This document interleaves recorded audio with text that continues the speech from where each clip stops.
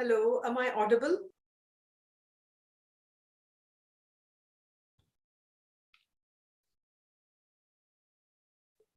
Sid, we are unable to hear you. Could you just say hello to us? Hi, am I audible? Perfect. Thank you. Great.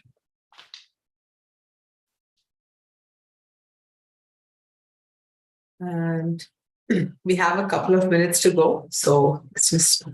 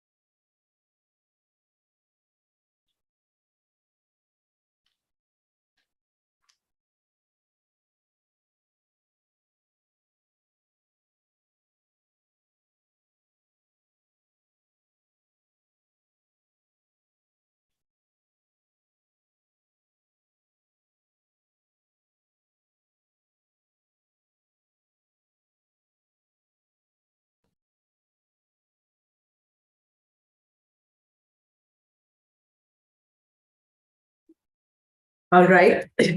Good evening, good morning, good afternoon, whichever part of the world you are. A very warm welcome to our session today. My name is Pavithra, and we have with us Siddhartha Ghosh. He's faculty at Columbia and a lot more things, which I will walk you through shortly. And the reason we are here today is to give you all an idea of what it takes to get into an Ivy League university. And you're going to hear straight from the horse's mouth. First, I'll give you a quick intro to Galvanize. The screen that you see here showcases a few of our thousands of students whom we have guided to study abroad in various countries of their choice. Typically, people like to go from so-called developing nations to so-called developed nations. And you can see that we're very happy to have helped a lot of students from all over the world, from India, from Bangladesh, Africa, South America, to study in various countries around the world. And that is what Galvanize does. Galvanize Global Education. We change lives by helping to fulfill the aspirations of our students to study abroad. And we offer end-to-end guidance right from test preparation to admissions to visa and education loans. So, pretty much we're there with you for the whole journey. Pavithra. Yes, please. Yes, Sid. Sorry, there's some people on the chat, they are saying your audio is not, it is echoing. So I don't know. Audio is echoing. Okay. Guys, is mine echoing as well, or?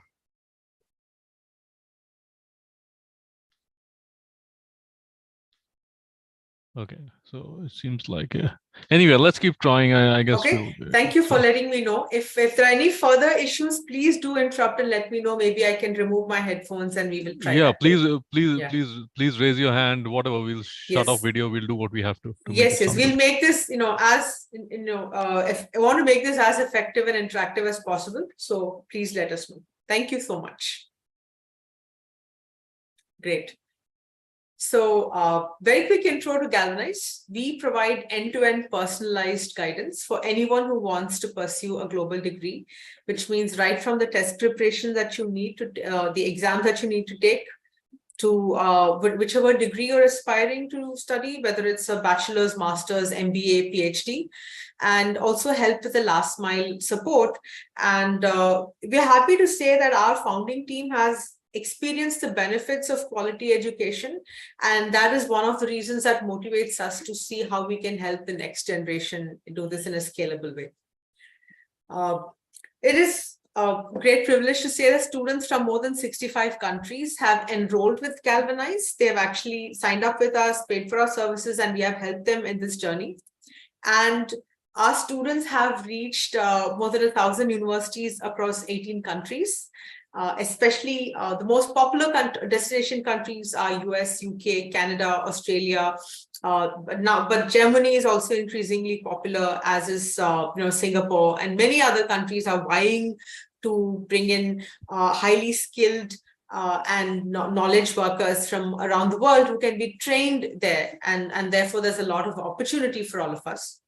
So Galvanize has helped students pursue their higher studies in more than 140 fields of specialization, right from popular ones like computer science or MBA to fields like quantum physics and soil science. So it's very rewarding for us because we know that we are playing a role or a part in helping push the boundaries of human knowledge and what we can do around the world. So it's very satisfying to us in a way. We also have some fantastic mobile applications, our GRE Prep and Vocabulary app. Together, we have more than 1 million downloads for our apps from all over the world, 195 countries. And touchwood, we are still rated at 4.7 stars with more than 20,000 ratings. So the reason I'm sharing this is because you can download our GRE Prep today if you haven't, and then you can actually start preparing for your test. My team will also share with you some Quora links for you to check out what our students feel about Galvanize Global Education and our role in their journey, be it the test preparation or be it applying to universities.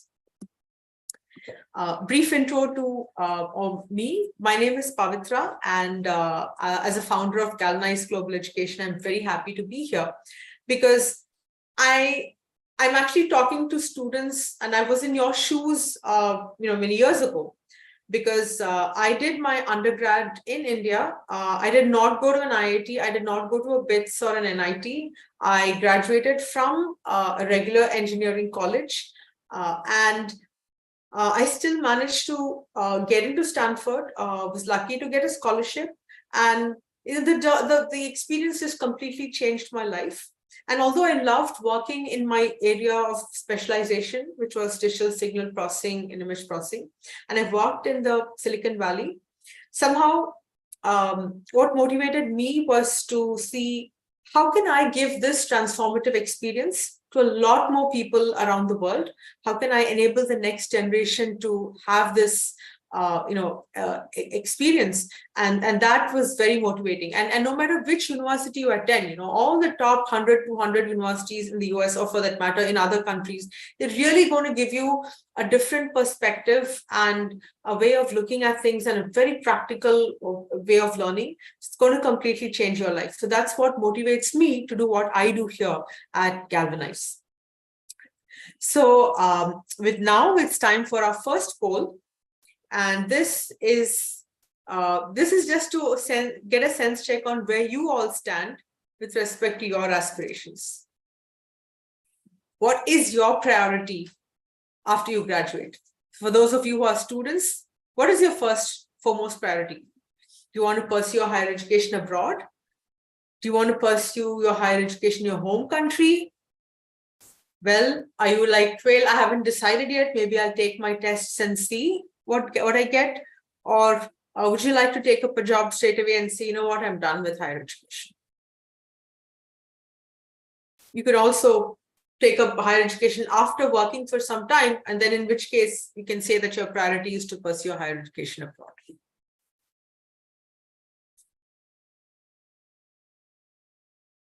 Right? Still see some responses coming up. We'll wait for a few more seconds.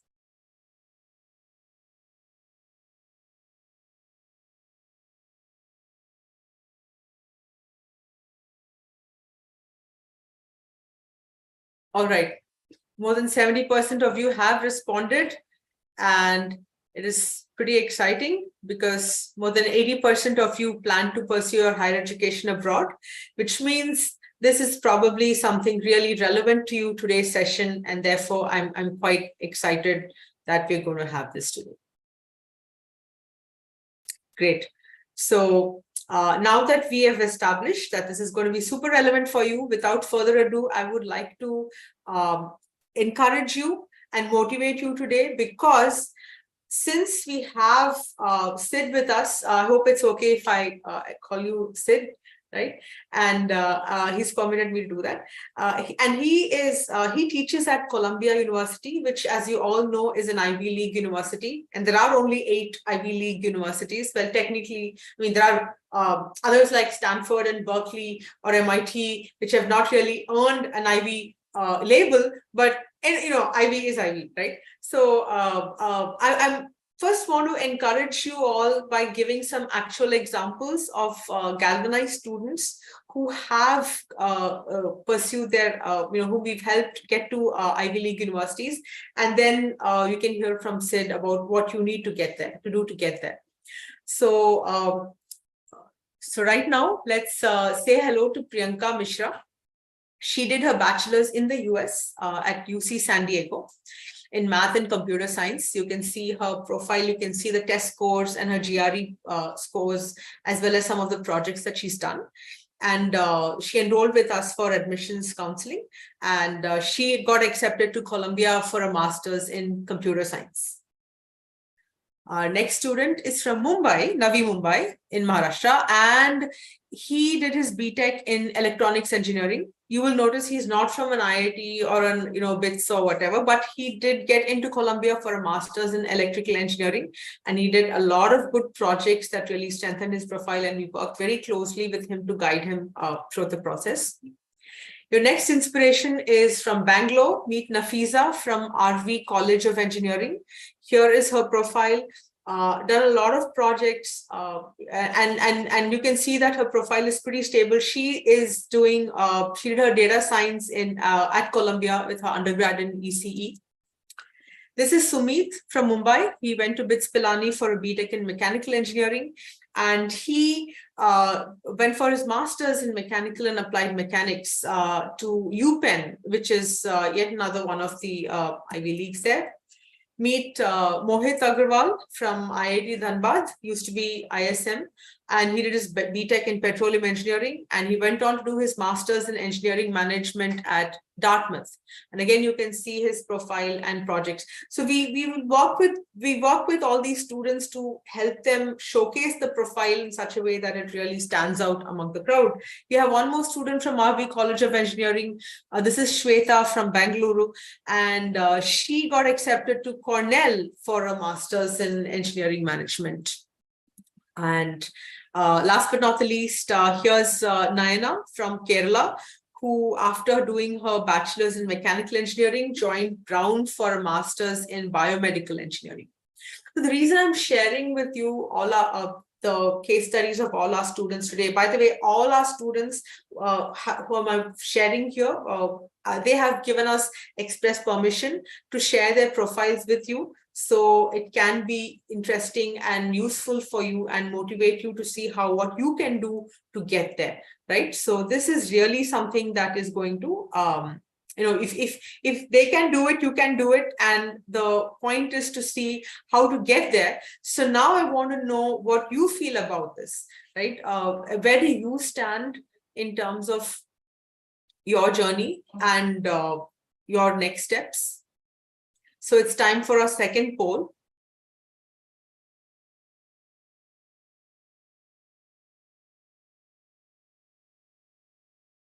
How keen are you to learn about the Ivy League admissions process, right?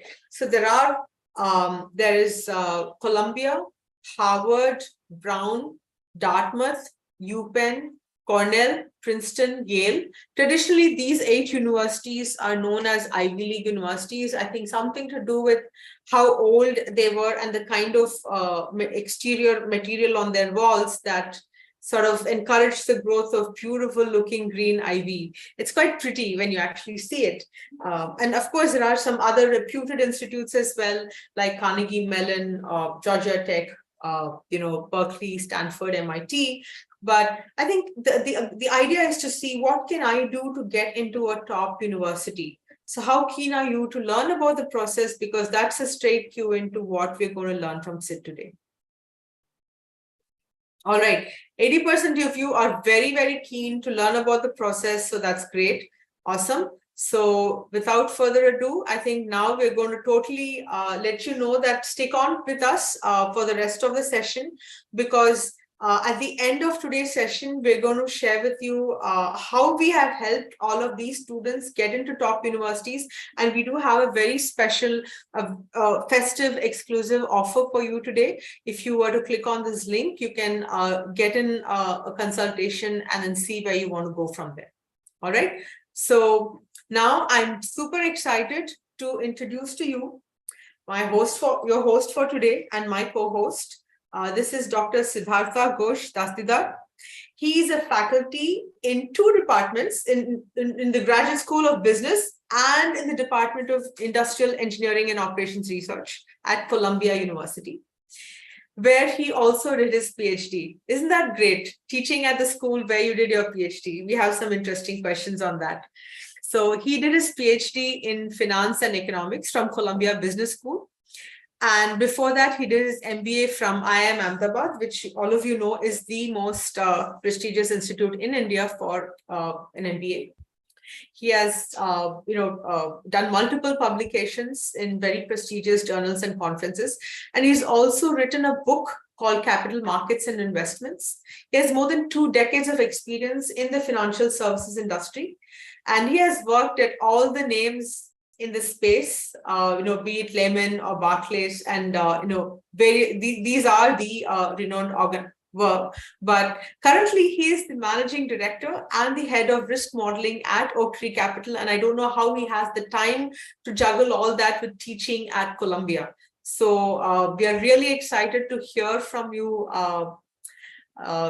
Sid. I rarely address professors like that or faculty like that or any teacher like that. That's a very Indian thing, not to address faculty by nicknames, anyone who teaches you, but I'm going to go ahead and do that since he has permitted me to do that. So the first thing we would love to hear from you is we'd like to know a little bit about you, Sid, yourself, your educational background, your interests. We're all excited to hear from you. Absolutely. Thank you very much, Pavithra, for having me. And thanks to all of you who are joining in to listen to us in the midst of the festive season. So thank you very much for taking time out. I would just want to begin with a short disclaimer that I do not represent Columbia University today here, although I teach there. These views are my personal views. They're my own. And it's just me sharing my journey and my opinions on certain things with everybody. So that being said, as Pavithra said, I teach at Columbia. I have been teaching there since depending on exactly where you count it, my PhD plus teaching is about 22 years at the institute. And earlier, I got my PhD from the business school. I was teaching at the business school. A few years ago, I moved to the engineering school to continue my teaching exploits while pursuing a career in the industry. So she's gone through my recent bio, so that you know. But just going back to who I was and how I got here, I was born and raised in Calcutta, and I went to school there. I went to college there. One thing that people don't know is that I actually tried after my 12th grade to come to the US, and I did not manage to. And there weren't services like this available at that time. Obviously, there were many things that are available now that were not. And after 10th, as in everybody at school and all, like you would be, there would be all these people studying for these engineering college exams and whatnot. And I used to feel that, okay, I used to go to a decent school, so there are probably 20 kids who will get into those colleges. And I used to shudder at the thought that, okay, none of these 20 kids are kids I hang out with right now. So if the entire college is filled with those people, then as in how will I manage in a college like that? So after my 10th, I was very clear that I wanted to do something, but not follow what everybody else was following. So I wanted to go to the US. I tried. My SATs, just so you know, was about 1510. I had a good GMAT too, but I did not get it. Okay. So probably because I applied at the wrong places, I did the wrong things, there was a postal strike, things got lost, whatever. But what I'm trying to say is that a strong educational ability and good test scores are often not enough. That's the point I wanted to leave. And it wasn't enough during those days. It's likely not enough today. So that's one perspective that I would like to throw out at you. So anyway, so all said and done, then I got my so I studied college in Calcutta, a place called Presidency College. I studied economics there. And then I went to Ahmedabad. I worked in India for 3 odd years. I was a tech VC during the tech boom and bust. And after that, I decided that I wanted to do something more academic. That tech bubble bursting at that time was pretty stressful for me on the front lines. And then I applied and I got through Columbia. And so then I spent time at Columbia, and after that, as in PhD is a long program, I got to know people here. I interned at a bunch of places. I joined Lehman Brothers right before the bankruptcy, and then yeah, luckily I managed to keep my job. There were visa situations that I had to navigate and whatnot. In fact, part of the reason I insisted on getting the teaching job was so that there would be somebody to sponsor my visa in case I lost my job at Lehman after the bankruptcy. So it was some serendipity that got me there, and then I've just stayed on. Each time I think that I'm done, this is my last year teaching, but I've just as in not managed to give up the habit for the last 20 odd years. Anyway, I have talked a lot, so I'm just happy to get into the real conversation. Thank you so much. It's very exciting, to imagine teaching at the school where you learned. It's also very special, and you've been there for 20 years teaching. That itself it's motivating. So thank you. So a little bit about your work experience. I think you have shared where you worked, and anything specific that you want to highlight in terms of what you learned at your time there in these organizations. Okay, so so certain specific details I'll talk about. The first is that obviously there's a cultural aspect to it, right? So I think as of now, it's a far more global society, far more open society. You guys watch US shows, as when we came here, although I came from a decent background, we weren't that clued in into how to conduct ourselves. What's considered polite, what's impolite, what do certain cues mean, and so on. So that was something that was useful. There was a learning curve. And I mentioned that because that's probably a learning curve. You don't need to learn at the workplace. You could probably get 50% of that learning before you hit there and get into fewer awkward situations at work. So that's one thing that you could learn. The other thing that you will realize here in the workplace is that the roles are way more specialized. I used to be a VC, a banker in India, and I used to do a job that was this wide. Over here, there were 5 people doing those jobs, and each of them had more detail and more thing. So for me, it was a mental stretch to almost pigeonhole myself into a smaller role and try to get good at that instead of lamenting the fact that I could not do these other things that I like doing as well. So it is like you were eating from a buffet and now you've gone into an a la carte a fancy restaurant and you were just saying that, okay, there are all these nice things, but I can only choose one. So that's the mindset that also I think one needs to cultivate. The third thing I will say, and this probably refers to choice of colleges as well, is that lots of colleges here have a lot of strong home bias in terms of where they hire.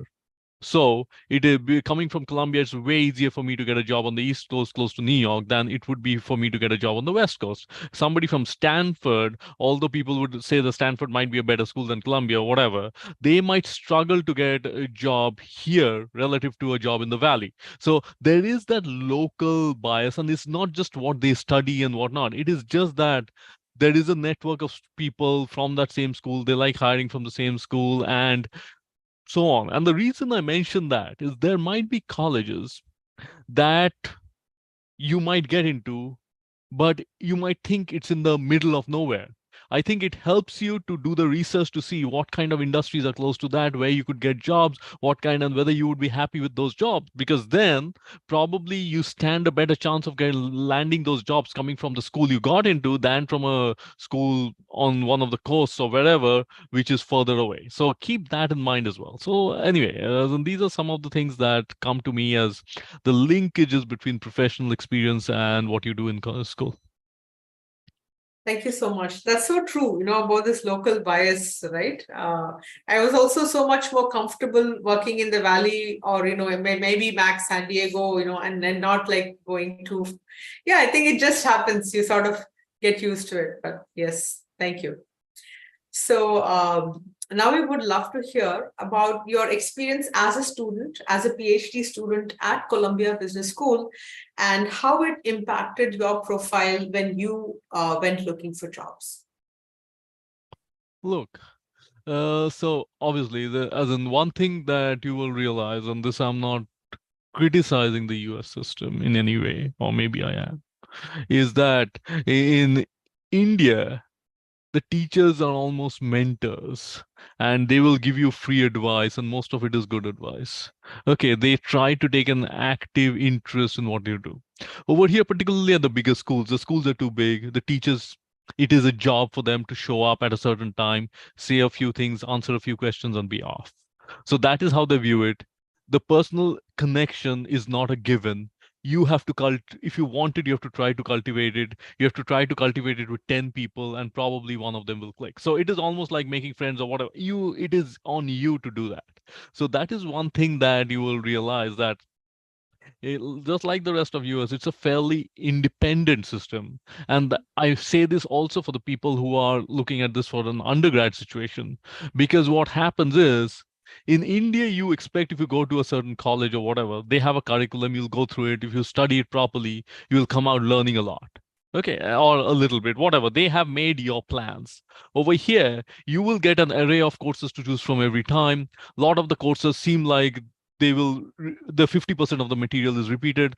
They are the same course with the same name, taught by different professors. One of them is taught well, the other is not taught well. And finally, you are responsible for picking up useful bits of knowledge.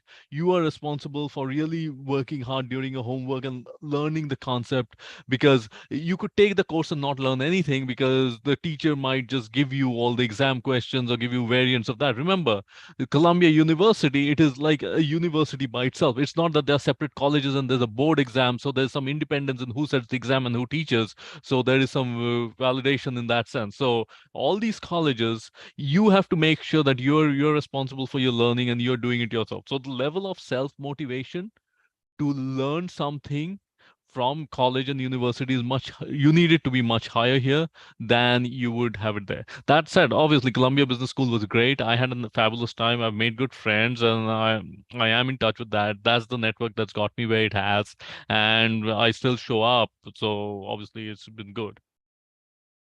Thank you so much.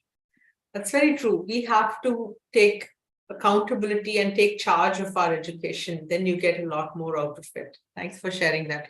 A lot of students in India tend to be given the plan, right? As you said. So perfect. Makes sense. So now that we've spoken about the student experience, let's talk about how to get there. How does one go about building an Ivy League profile? And especially in the light of your earlier remarks on just getting good test scores, academic scores, or test scores, and not enough, right? So what all must one do to build one's profile to maximize one's chances of getting admitted to an Ivy League school? I know there's no guarantees, but how can you maximize the likelihood? Okay, I think you put it very well, Pavithra. And that's the thing, that statistically, the chance of getting into an Ivy League school is tiny. Okay. And obviously, whether you are going to pay your way through or you are going to ask for aid or whatever, those things make your odds even more different. Okay. So that is one thing to embrace. In sort of, that might be true of getting into IIT as well. But you sort of seem to be more in control when you're studying for IIT. You say, there's an exam, these are the questions, I'm going to do my whatever. During our time, there were brilliant tutorials or whatnot. I don't know if they're there still. As in, you will cram those things, you will then take the exam, you will go through the mock tests, and finally you'll see, you'll do your best. Over here, the process is so multidimensional that that strategy doesn't work, right? You get, as I said, you get good test scores, that's not enough. Then you say, okay, I'll get a good test score and write a good SOP.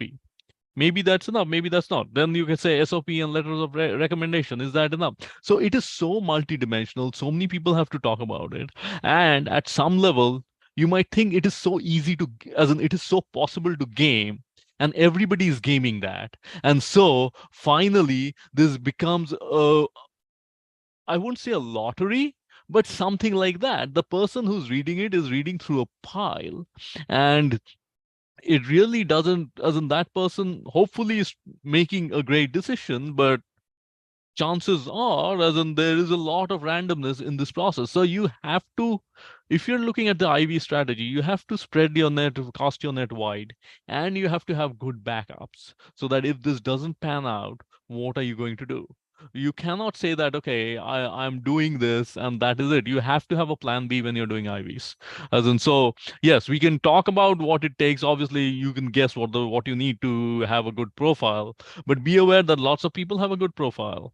And as in, at one level, these profiles are indistinguishable from one another, especially if it is from a foreign country. Now, the good thing is India is also very much in the map. It wasn't this much on the map when I applied, so it seemed like this, as in those stereotypes or whatever, country with elephants on the road or whatever, not that bad, but something like, now nobody thinks of the country that way, right? People know about it. People know that, okay, Chennai different from Bombay and so on. At that time, there wasn't Chennai and Mumbai being different places, whatever. They just knew two cities in India, and they didn't think that, okay, you have to take a domestic flight in India. Wow, as in, there are airports there as well, whatever. So those were the kinds of conversations I used to have. And yeah, so that is the thing. India is more on the map. So I think if you have nuance in your resume, if you have nuance in what you write, if you have nuance in what others write about you, people will recognize that more than if you have nuance in what we do. If you've done strong projects, there are ways to upload the project separately from your application now, so that there are people, not the regular admissions officers, but somebody more serious who's looking at your project, assuming it is of a certain quality. So there are all these things that have come up now that sort of allow you to distinguish your profile a little better than earlier just spraying and hoping. And as you know, hope is not a great strategy. That's brilliant, right? You talked about nuance as well as spray and pray, right? I think that nuance really captures it. You know, how do you take your uniqueness and blend it into the narrative when you tell your story? And also, the essay is not the only means of conveying your projects, right? I've known students who maintain blogs and or upload their projects and showcase them, as you said. Right? We have a lot more ways to showcase our profile, but the narrative has to be consistent and nuanced. Thank you for that. Makes a lot of sense. Agreed. So, which is actually, this is a very close, follow up to the earlier question. When people look at all these amazing you get thousands of applications, right? And they're forced to literally discard, some cases 80-90% of these applications, right? And what makes the difference between ending up in the accept pile versus the reject pile? Anything unique or any examples? Anything comes to your mind? Yeah. And so I think there is a detail here in terms of the level at which you're applying. So let's talk about the undergrads first, because what happens is at the graduate school level, at the master's level, is the department deciding, which is different from the entire admissions office, which is kind of a very generic set of specialists, but their specialists are just picking generalists. Okay, so they have no opinion on his specialized skills, and they will kind of try to guess. So at the undergrad level, as in, I think what they say on the website is true, in the sense that they care about all of those things, intellectual curiosity and all those other things that you read about, right? So all that is true. They actually care about that.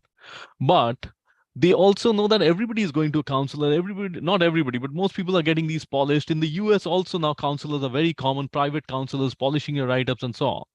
So everybody, they are prepared for embellishment and they are going to haircut it.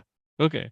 And so in that thing, what can you say that is tangible and irrefutable? So if you say that, look, I have a GitHub website where I've written this library to do something funky and there are a million downloads, that's a fact. As in, there's nothing about, as in, if you are a bad programmer, it will not be like that.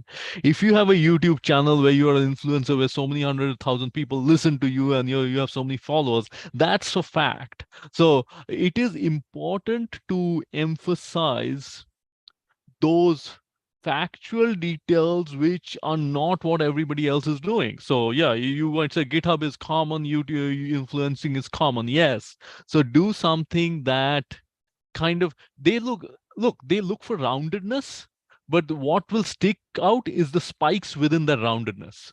So you need to make sure while you're building a well-rounded profile, whatever that means, you need to make sure there are enough spikes in that profile that sort of stick to people's minds, and people, even after throwing away your application to the side and going to the next application, they still think about your application.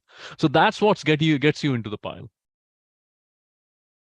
I think you couldn't have, this is the best I've heard anyone say this, right? The fact that when they have read your application and they move on to the next one, some of the things that you said lingers in their mind, right? They can't get you out of their head that easily, is a very nice way of putting this, right? I'm sure students can relate to this, and which is true, and the universities do understand that there is a lot of professional work that goes behind these applications, right? So they're very well aware of that, and then they still try and see what is unique. So thanks for making that so memorable, and it sticks with us, right?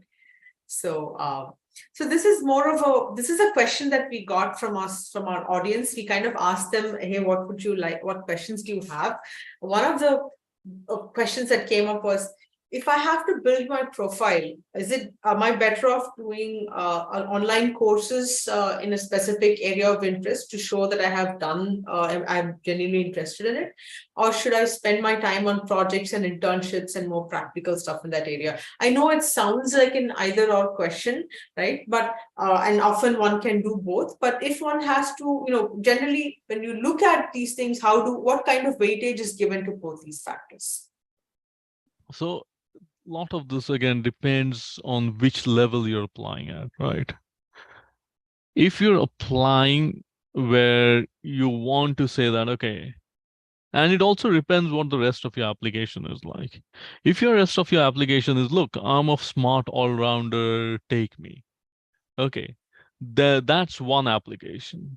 If your application is, look, I'm really interested in these three things, and I have gone above and beyond in those three things. And this is what people have to say to me about those skills. And the reason I'm applying to your college is it's not a spray and pray, but you have so and so doing this and so and I actually want to work on these exact things. Then it matters. And as you can see, the two kinds of applications are also one is probably a graduate level application, the other is an undergrad level application. So you have to think that, okay, if you're applying at the undergrad level and you're saying that, okay, what would an internship it doesn't really, apart from the fact that you're a little probably savvy, you've done things all around, I don't know how much that would convey. Now, if it is something like, okay, the internship was building huts in Sri Lanka after and you took, after your 10th grade, you had 3 months free and you went and did that. and you get a letter of recommendation from the NGO that you worked at in Sri Lanka, and what I'm making things up, then it kind of stacks out. But if it is your uncle's firm that you went and you had chai and then you're kind of putting that as an internship, and then there are lots of those on people's resumes. That's what I'm saying. So you have to be whatever. Look, the important thing in your application is real estate. There's real estate in your SOP. There's real estate in the letters of recommendation. There's only so much real estate you have.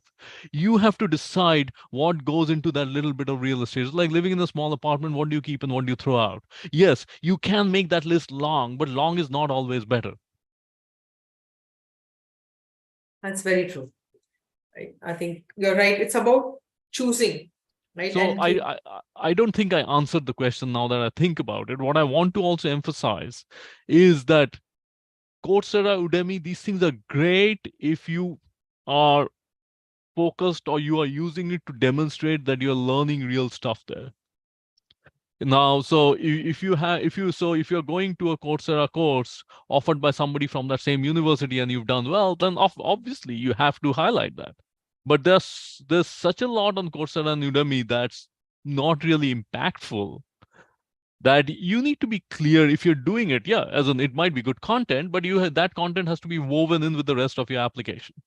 So it could be something even you're trying to do on the side. You say that, okay, I cousin was getting married. They said I need to be the video photographer. So I was doing the video photography. So I took a course on video editing and I did well. And now I freelance that on the side and I do. That's fine. So that kind of ties in together, right? So think about why you want it and what you want to do it for.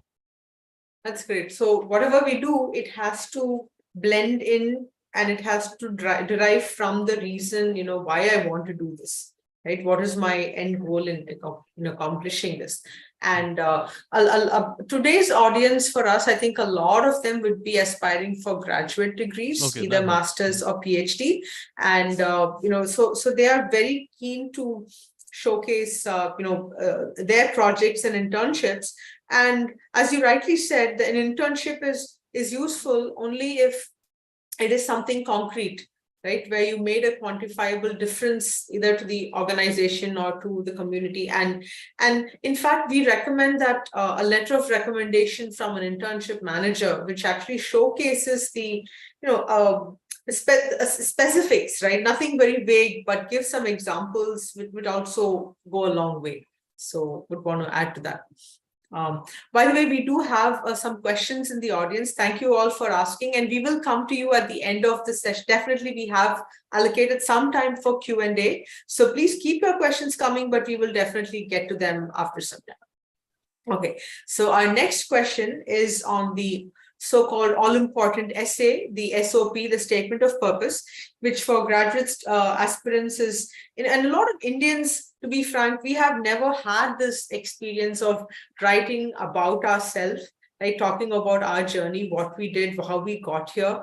And therefore, this experience of, and I see that a lot of students at Galvanize too, right? So we don't, we take their original stories, but then they need help in conveying that. So can you share some inputs on how reviewers would look at what goes in their mind when they go through SOPs?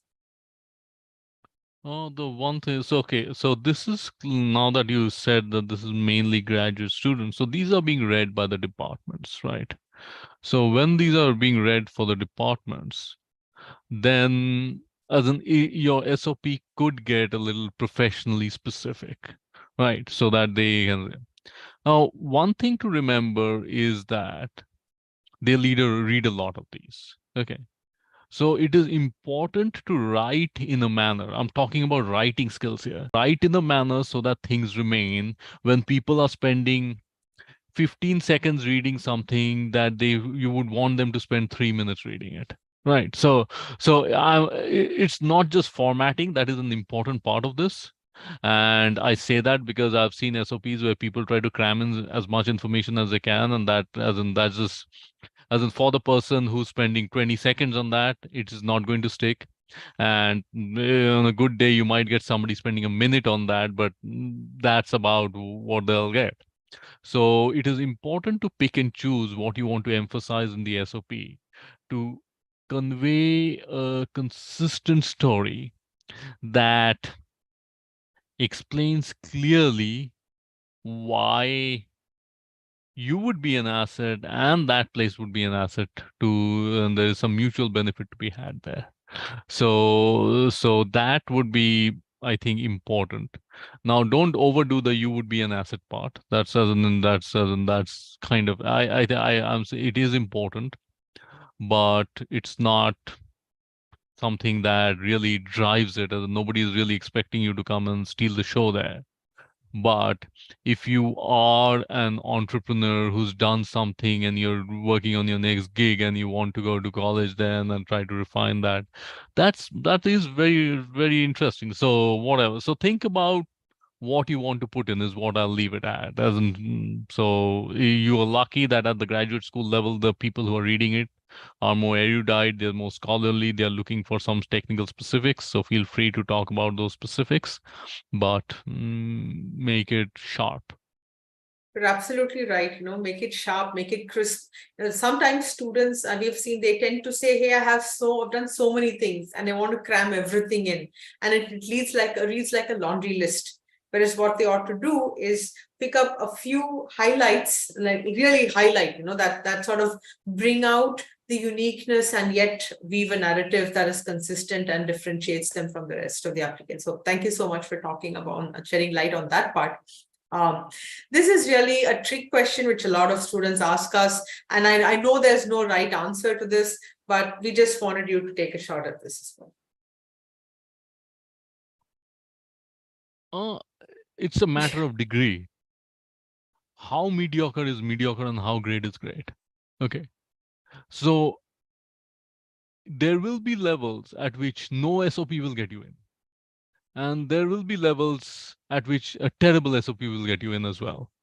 So it depends on as in exactly where the profile is, right? For most profiles which are kind of, as in you might think it's great, but in the eyes of the school, yeah, it is good, but not great. And so on. So the SOP actually begins to matter, right? Yeah, at the margin, it matters a fair bit. Unless, as I said, as in your profile is so skewed to one side that it's irrelevant. If you, so that's, so yeah, so I don't have much to say on that. It matters. If you ask me which one mattered more, the profile or the SOP, I would probably say the profile.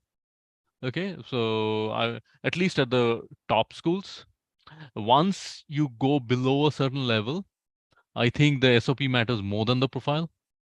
So that you have to calibrate and keep that in mind.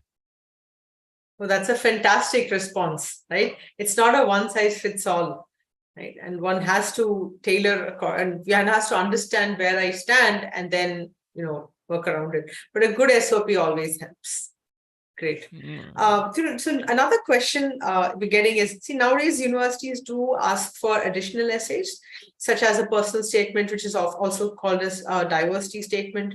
And it's, they want to know about the life experiences and how, and so on. Can you tell us about what role these essays play, given that a lot of students from in other countries may not be used to writing these kinds of essays? So it is important to not make those essays a sob story. Is the only thing, is the most important thing I'll tell you. Okay. So do not skew it that way. The other important thing to remember is that there's been a recent Supreme Court ruling where Harvard was taken to task for admitting on the basis of race and some of these criteria they are not permitted to discriminate on. So diversity isn't a magic word as much as it used to be anymore. So be careful when you write that.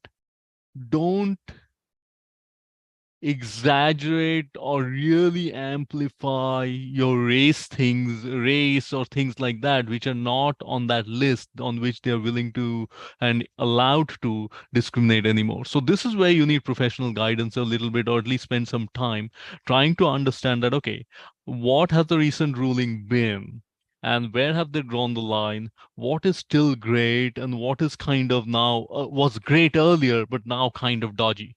So that is the detail that you need to figure out. Otherwise, yes, this statement is meant to provide context to the rest of your application. Okay. That, yeah, people can see what you've done professionally, personally, what grades you've got and whatnot. But what was going on while you were doing that? The statement is trying to help you say that story. But it is important to decide what to highlight and what not to. That was great.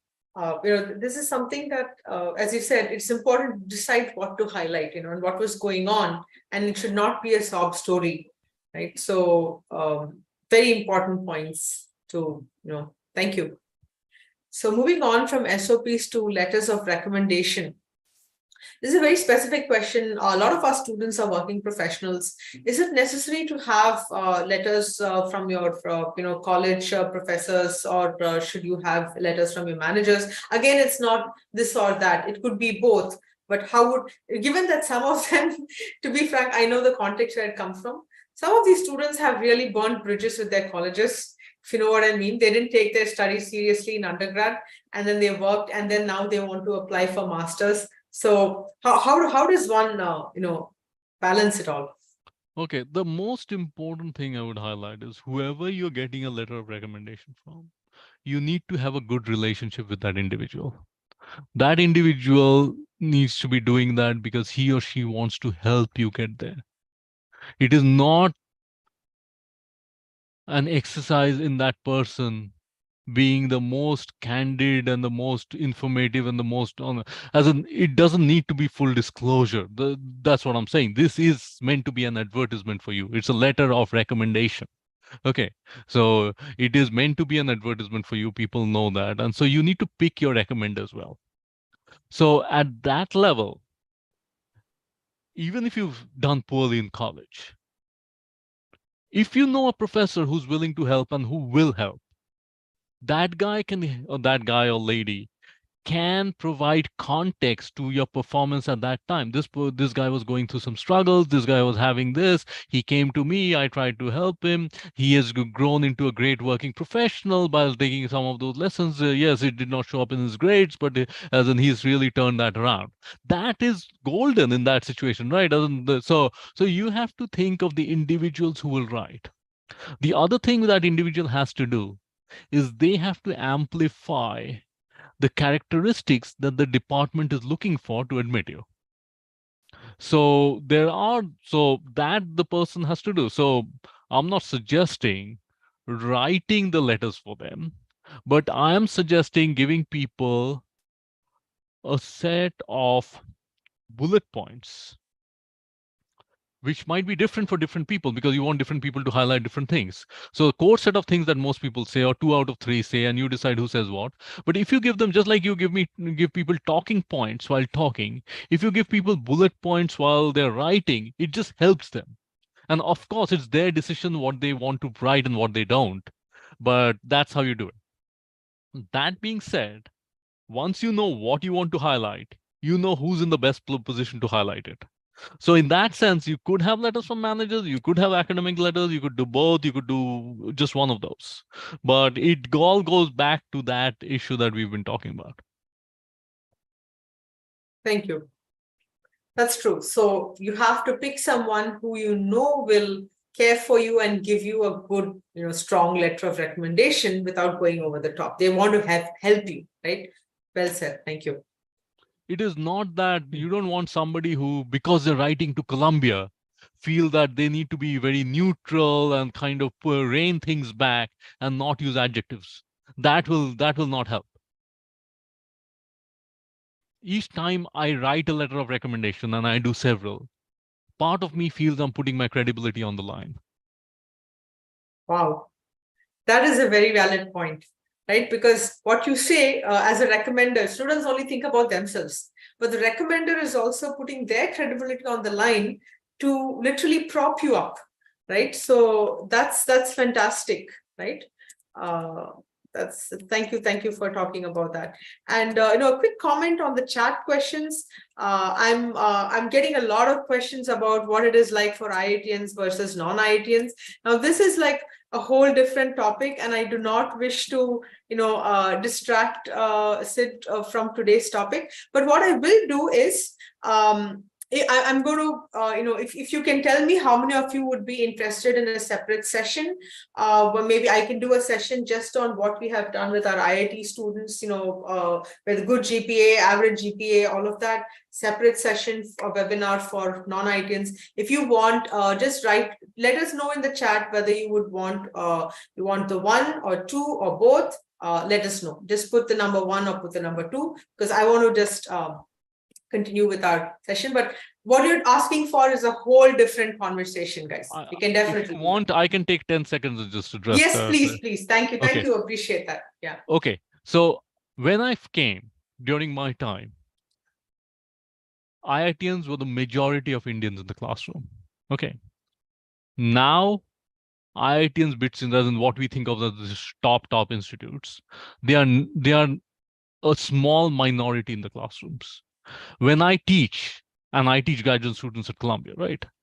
I often spend time with the Indian students trying to understand which colleges they've come from, what that college is like, because all these colleges have also changed names, right? So they might be colleges I knew of, but they've just changed names, so I don't know. So IITians, as in probably they are elsewhere or a graduate degree is not worth their time anymore, but they are less and less omnipresent in the graduate environment that I'm looking at than they were 20 years ago. That's a fact. No, that's true. I agree. And it's just that, even getting into an IIT is also like a lottery in some cases. The universities recognize that, and they want to see what else you can do, and how to increase the pool of backgrounds the students are from. So it's all about making the best use of the opportunity. So thank you. But yes, we will do a separate session for you all. I can talk about IITians and how you need to showcase your profile, and I can do another one for non-IITians. So great, thank you. So here's a specific question on MBA applicants. We have a lot of students who are considering doing their MBA, and they want to know how the essays required vary, because they vary a lot. Right. And we understand that, but I would love your perspective, someone on the other side. So MBAs are, for the most part, recruiting personalities. Okay. So, and master students are recruiting technocrats. So that has to be clear in what you write. MBAs have to show who you are much more, whereas masters have to show what you've done and how that all fits in and how that fits into what you want to do. So that is an important distinction. I could go on, and there's a lot of difference, but I think that's the essence. That was brilliantly said. Again, it's almost like aphorisms, right? MBAs are recruiting personalities and masters are recruiting technocrats. I'm going to use that line. So great. Yeah, that makes a lot of sense, because many of the MBA applications that we have processed, along with the essay questions, don't just want to know about your academic and professional journey and why you are interested, why you are going to do well in this specific space. They want to kind of team player who you are. They want to know how you've taken initiative. They want to know how you, just where you had to convince somebody, who had more authority, but, you felt you had more data. So they want to, like, as you said, it's about your personality. So I think that makes a lot of sense. Thank you. So our next question is on test scores. So I agree that, we all know that a test score, just like your academics, is not the be all and end all of your profile. But what role do these test scores play when an applicant is being evaluated, and how does it differ from one department to another? Test scores, obviously, as in won't say they are Sure. pretty important, right? So that goes without saying. The important thing to note is they are becoming less important. Okay. And that is because during the pandemic, the scores were stopped. And then there were studies done saying that, okay, blindly without scores when we recruited, are their outcomes very different from when we were unidimensionally focused on scores? And then that's a natural experiment that you could do. And the data hasn't been that conclusive that scores were that important. So now many schools have made scores optional. So obviously, if your score isn't great, don't send it. So but a great score gives people comfort that they are able to, as in it gives more external validation to the rest of your profile. So in that sense, scores are always going to be important, and they are. If I look through, a lot of my friends' kids are in college age, right? So if I look through the people who apply in the US and who gets advised by counselors here, and should I send scores, should I not? I think the people who are more academic, who are more they would be the people sending the scores. The people who are otherwise very good but get stressed out during the exam and whatnot, those are the people who are deciding whether to send scores or not. So that just tells you that, yeah, the scores in some way have become less important, which means other things have become more important. And so you need to kind of game everything if you're going to do it. And I would, I don't know people from India who've come here who've not submitted scores really, because I ask my students. So at least probably in some pockets, international pocket scores are still a validating thing. But probably, yeah. So, but it is getting less important. So that's, even people who haven't done well have a good chance. Absolutely. Yeah. So scores are sometimes, easy to compare people. And one thing that we have seen consistently is that many universities use these scores as a rejection criteria. If somebody got a very low score, they may not even look at the rest of the application. But if somebody got a good enough score, think of an imaginary cutoff or at least a weighted, then they're going to carefully scrutinize the rest of the application. That's also a strategy that some schools adopt. So great. So as you talked about, in the wake of the pandemic, many universities have waived the GRE, although many of them are now reinstating the GRE requirements, which is something that we have seen across the board. During that time, what is the X factor? What else do they look more closely at? Okay, so this is kind of, it's a more controversial question than you would have thought, because there's been a big evolution in this. So what happened is, during the pandemic, they stopped asking for test scores. And so what happened is, all these schools, they got 10x the number of applications they usually get. Now, with people working from home and people having quit their jobs for various reasons in the US, and there being 10x the number of applications to process, there weren't 10x the number of people to do that, to be clear. So I don't know what happened. Okay. Now, but they still recruited people, they came. And the point is that the outcomes, it's not clear that they were much worse. So, as in this, what the admission process should look like going forward is a big, big debate in the academics administrative circles, because it is still a wild card. Now, yes, when they make the scores optional, they are looking at the other stuff. Now, what I have not seen published is the grades or other, as an objective metrics of the kids with scores and without scores, and say that, okay, what are the two different pools look like? And that detail I have not been able to track down. But they are, obviously, your SOP gets more important, your letter of recommendation gets more important, what you've done in the past, how you're packaging that, all that gets more important. But I do not know exactly what's going to give here. Absolutely. And it's probably a lot of people there's no one right answer. And I think even the universities are, figuring their way out through this conversation, right? So Absolutely. Great. Now, this is a little bit about the English proficiency test. Sometimes students ask us, why do I need to take this test? The GRE already has a verbal reasoning section.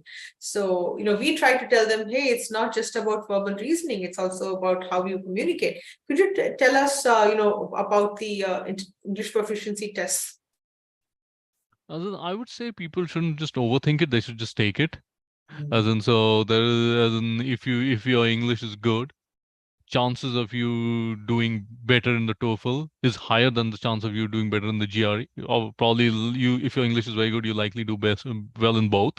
But as in, and so I think TOEFL is, in some sense, I would say almost an easier exam because it sets a minimum bar as to, okay, is this candidate fine or not? Because often when the applications are written by other people and so on, that has listening sections, that has people, so that is there, they probably get a better sense of whether this person can actually follow classroom and so on.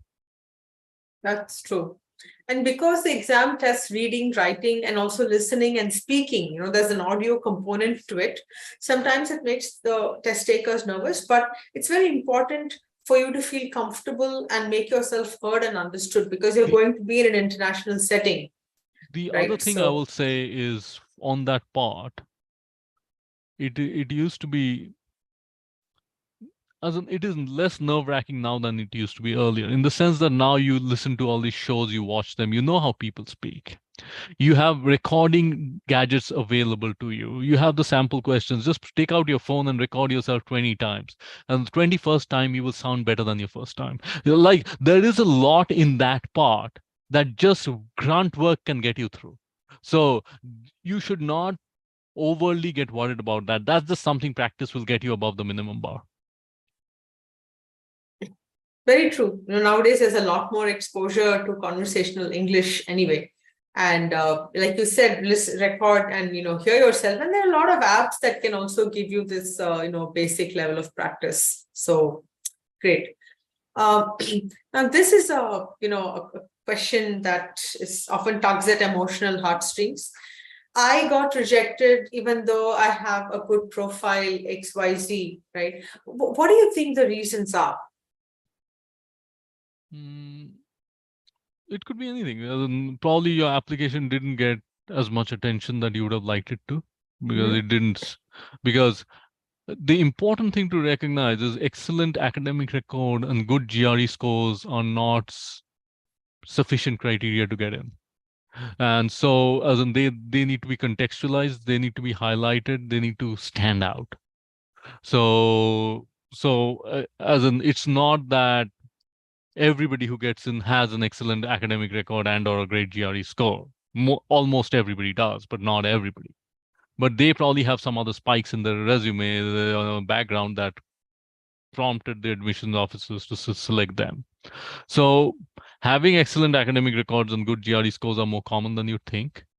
And it's not as striking as you would like them to be. And so with those forces in play, and so many people applying, it's only natural that some of these situations they'll get rejected, which is why you need to apply to lots of places, and hopefully you'll get into at least one of them, and that one is as many as you need. Exactly. End of the day, you're going to attend only one university, right? So they need to get that acceptance and they need to apply to enough schools, but the well selected schools, right? Not too ambitious, not too like Goldilocks, right? And there's a certain amount of thought process and expertise that goes into selecting those universities as well. So, and after having those universities, if you want to select two schools that are above that bar, go ahead and do it. So that's the thing. Make that list and then pick two schools that you just want to play your dreams on. Absolutely.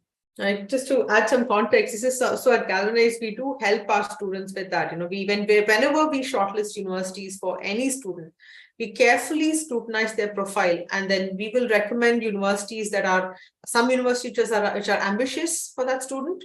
Some universities which we think are practical in the sense which we think the admission is a coin toss, equally likely 50-50.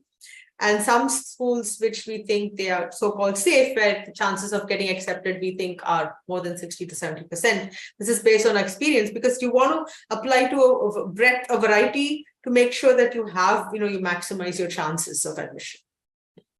I will just emphasize that the chances in general are getting better because India is getting more and more on the map. There are schools there are top universities, top 5 places that are prioritizing nobody's told me this, but I can just see, I anecdotally see it, prioritizing admitting Indians as students or whatever because they just think that's a good thing. It might be because there are more Indian faculty now who are kind of making these decisions. They can evaluate Indian resumes better. I don't know what the reasons are. But if I look at the mix of students who are getting into some top schools, I can see many more Indians than it was in the past. Great. It also helps to, as we keep, improving our technology and other things better, right? Like the moon landing doesn't hurt, right? Getting a UPI system doesn't hurt. And I think generally the people here are also, everyone is setting their sights high, right? So there's a lot of good applicants to choose from. So this is an interesting question, which a lot of people asked in today's session, and I've promised you all a separate dedicated webinar on this. But could you briefly speak to us, Sid, about if I have a very good profile, but my undergraduate institute is not well known, let's say I'm from India, but I'm not from an IIT and so on. What kind of an impact would it have? You actually already spoke about this, right? When you said you're increasingly seeing a lot of students. It matters less than you think. It matters less than you think. US has 4,000 universities, only 10 of them are well known, or 20 of them are well known, or 50, whatever number you take, but much less than 4,000. And the number of people in the workplace, even at top places, say Goldman Sachs, whichever place you want to think of, Google, there are lots of places, people without that stuff. The people, Google and Microsoft employ lots of people without a college degree. So it's not as key as you think. Yeah, the top places, as in if you're coming out with a comp sci degree from IIT Kanpur, yes, it matters. But beyond that, it is up to you to contextualize the college you went to, what you learned and how you did, and what you know and what you don't. As in, because it, unless the person reading it is a professor from that university or whatnot, if there's nothing like that, it matters less than you think. So that, yeah, as in you will not get any positive scores from an unknown undergrad university. You won't get any positive lift from there in your profile, but it does not pull you back in any significant way. That is so encouraging. Thank you. This is a very, very specific question. I would say it pulls you back more in India than it will pull you back in the US. No, that makes sense. That's true. Thank you. This is a question on, can I apply to more than one program for the same semester? And what are examples of such programs? And in fact, you're a faculty in two very different areas, but I'm sure there are a lot of overlap and interdisciplinary things. So how does one decide if I can apply for more than one program? So you definitely can. And when you cannot, the departments will make it clear. If you're applying to two departments in the same university, they won't know if you're applying to each other. So please apply to both. So the answer is yes. As in, don't be silly and apply to 4 graduate degrees from the same department in the same school. Don't do that. And in fact, a lot of the schools make that decision for you. As in, they have their waterfall. So if they have 4 master's degrees and you don't get into one, but they might offer you something else in the second or third one, even if you haven't applied. It's just a checkbox in many applications. Would you also want to be considered for application to this and that? So sometimes the schools do that work for you. So it's not that tough for you to, as an apply to multiple programs. You should, but just don't be careful in some stray cases. Thank you. Now, this is a very important question. We are moving on to the timeline because everything you do has to be done backwards with the deadlines of universities, and then you have the visa and the fall semester and spring and so on. So I'm just going to share this slide with you all because a lot of people don't really understand that I have to literally start my process more than a year in advance, which is not very common in a lot of countries like India. So how does one go about the timeline, and do you have any suggestions on managing this? Okay. So one thing I'm going to emphasize is that, look, people who study to get into IIT or whatever, they study for longer than a year. Okay. It's the same thing. It's just that the dimension of effort is different. But I'm not saying that the effort is any less. So please do not think that, okay, this is an easier way to, as in there is a lot of effort involved. Okay. So often, I think, to be honest, the timeline you have, it's probably because you're talking of people with professional support, that this timeline will work. I think this timeline is tight. I think it should be longer than this. As in, if people are here who want to do it themselves, they should give themselves more time than this. This means that you are spending almost 50% of your mind space, if not your daytime, doing this. Now, I don't know how easy that is with a job in hand and this commuting and all of these other 50 other things, making sure you're getting your own food on the table and whatnot if you're not staying at home. If you're staying at home and everything is taken care of, then fine, you might be able to live with this. But otherwise, this is tight. So, yeah, as in, I don't have very much to say over here, No, except that absolutely. there might be situations you might want to take your test twice because the first time you don't do it, Correct. then you need to give yourself time for all that. So it depends on how big a priority this is for you. If it is, you should spend longer than this. The system allows you to spend more time than this.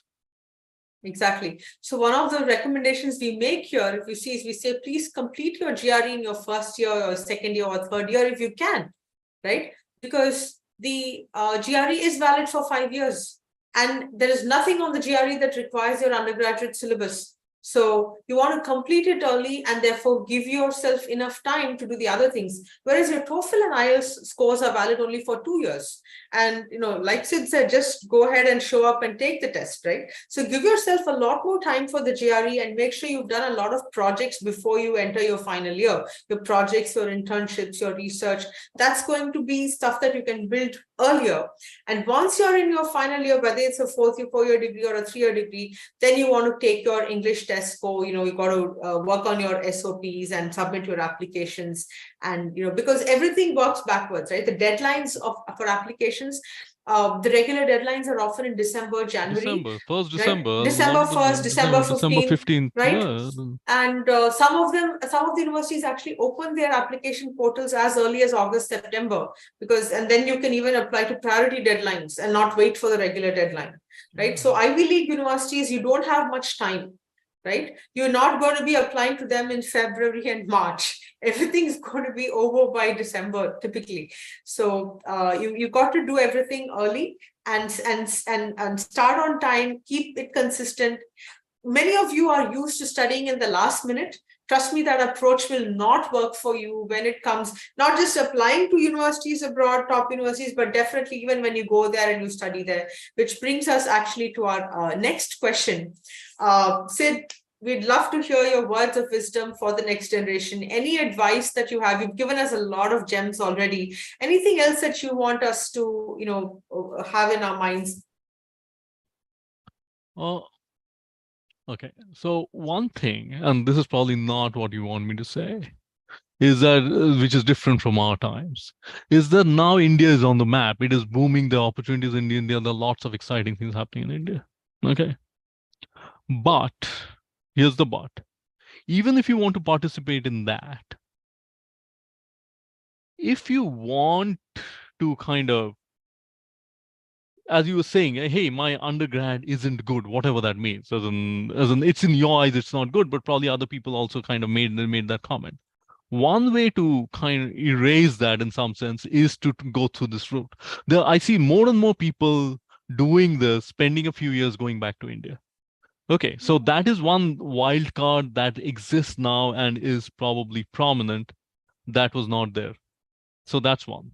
The second thing I will say is also figure out a little bit about the work visa situation, who can work, who cannot. How do you kind of, if you're looking to work after your education, figure out which countries have more lenient situations and so on. So that is an important component that you need to think of earlier, because otherwise, as in you might have to figure out how to pay. If you were looking at your job to help pay for your loans or whatever, that would become a complicated situation if you didn't get the proper work visa. So those are some things. The third is these places, all these universities that you're looking at, they have a home bias. As in, if you want to work at a 3M, the 3M will likely hire from colleges within 100 miles of its radius more than other places. So you should definitely, as in, those colleges should be part of your 15 colleges that you're applying to. So do not leave them out. So you should give some thought to what you will do after studying.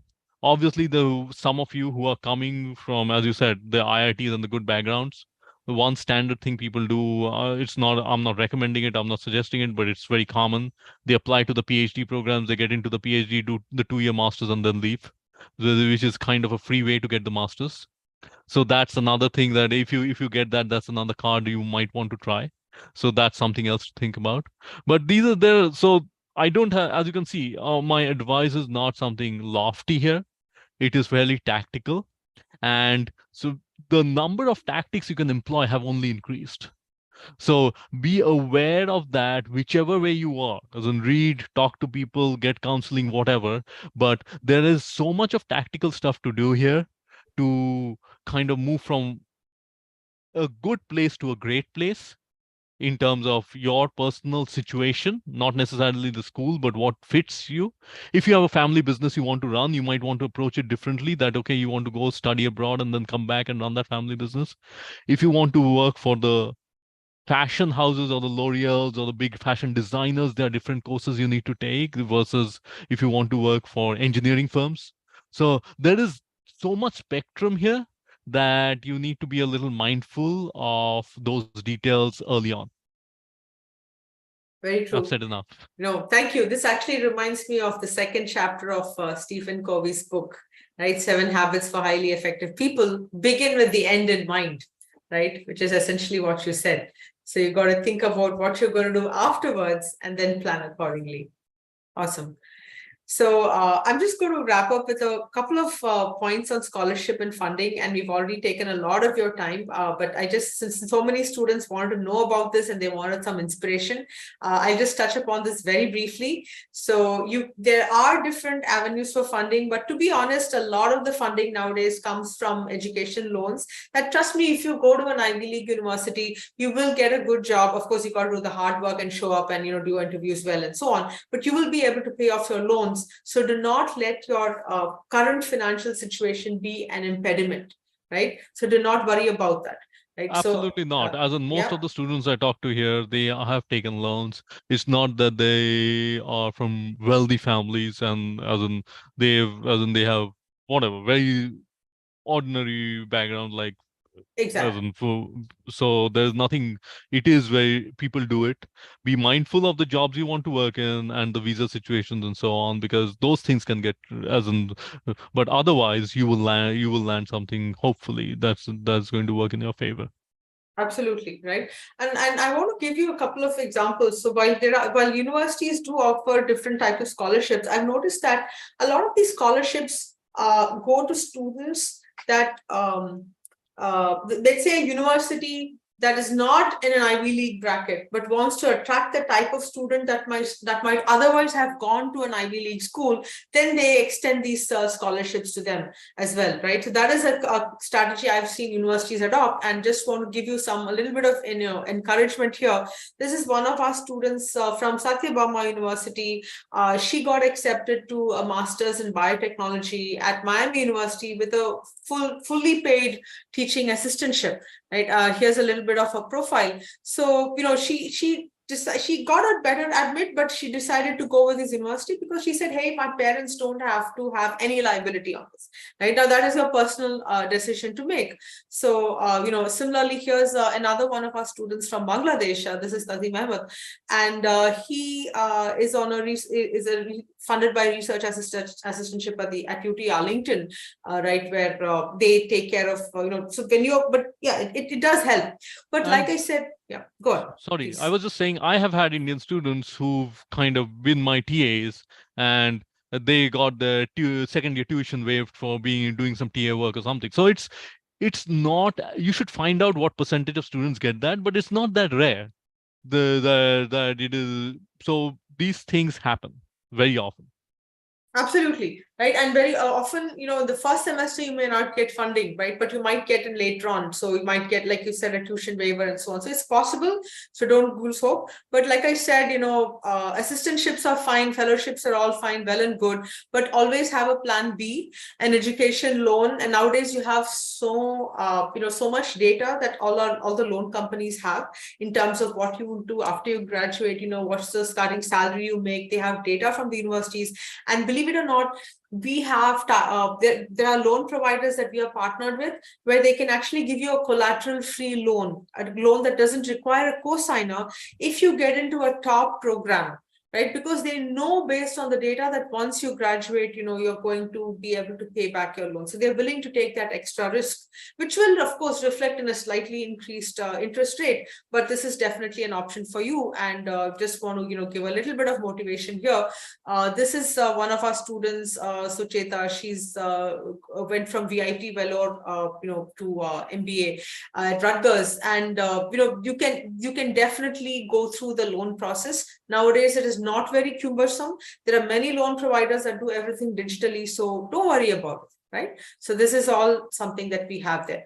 So so that actually brings me to the towards the end of our presentation, where I want to leave you with some quick next steps that you can do. A lot of you have asked us so many good questions, but I don't know how much time I'll have, but I will definitely tell you that we can help you. We can give you answers to your questions.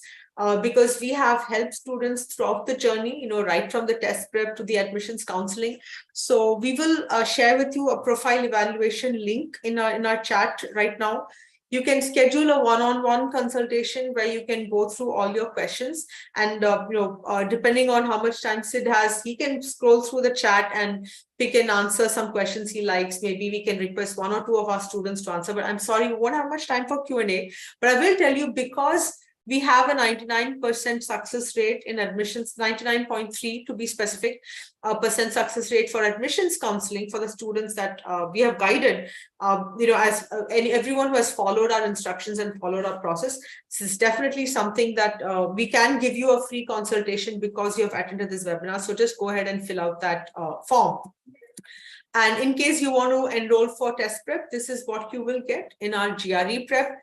Very, very personalized, highly self-paced. Whatever I wish I had in my GRE prep and I didn't have, is something that we have tried to put in our GRE prep that we're offering you. And I did score 99 percentile on all the 3 sections of my GRE. So I kind of had to do a lot on my own. So I'm trying my best to make sure that our students get all of this stuff. It's very personalized. It's fully self-paced. It's fully online.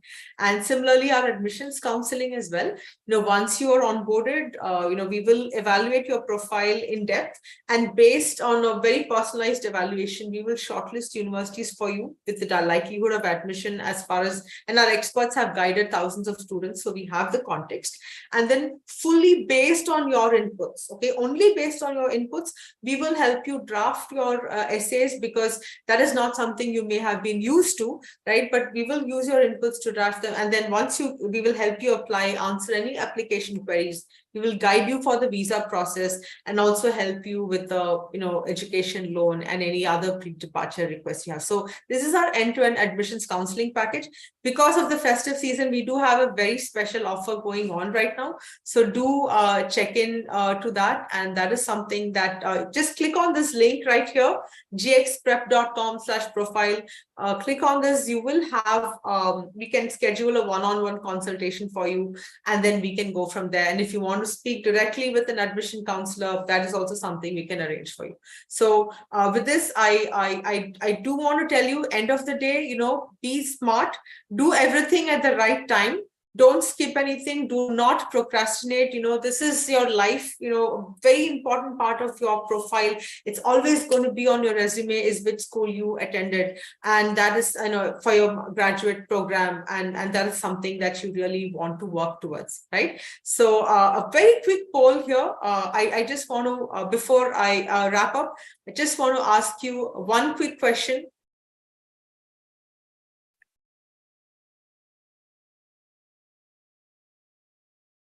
Now that we are about to wrap up, I want to know how you felt about the session.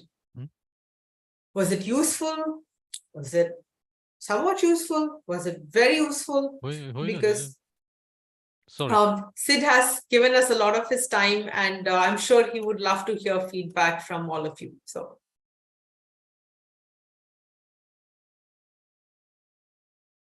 all right. Thank you so much. I'm so glad to see that 96% of you have found the session useful. So that was great. That means it is worth our while. It's worth your time. And this brings us to our Q&A session. I know it's getting late, Sid. I do not know how much time you have. You feel free to tell me that, sorry, you cannot do it right now. Maybe there's another time. But yeah, I think we should take questions later. Yeah, so we will have another session for you all. Thank you so much for being with us. We have noted down your questions, but please fill up the profile so we will get your questions in our database, and then we can connect back with you. All right. So Sid, I really want to appreciate your time here. Thank you. Given us so many useful insights. And on behalf of all of our students, thank you on behalf, from Galvanize Global Education. Thank you. Thank you. Bye. Thank you, everybody.